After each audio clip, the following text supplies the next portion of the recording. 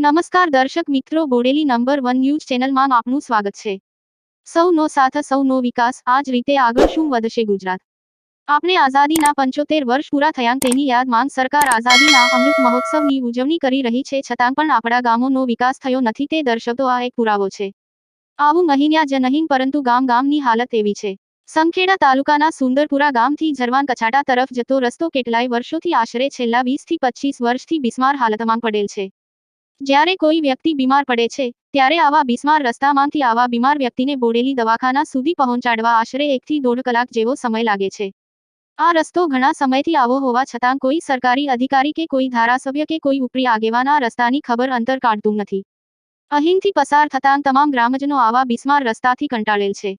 અહીંના ગ્રામજનોએ આ રસ્તા વિશે અધિકારીઓને જાણ કરેલ હતી, પરંતુ આજ દિન સુધી આ રસ્તામાં કોઈ સુધાર આવેલ નથી। જ્યારે ચૂંટણી આવે ત્યારે જ નેતાઓ અહીં દેખાય છે, ત્યારબાદ કોઈ જ અહીંયા ફરકતું નથી। જ્યારે અધિકારીઓ સાથે આ રસ્તા વિશે વાત કરવામાં આવી હતી ત્યારે તેઓએ જણાવેલ કે આ રસ્તો ક્યારનોય મંજૂર થઈ ગયેલ છે, તે છતાં પણ આજ દિન સુધી આ રસ્તાનું કોઈ જ કામ થયેલ નથી।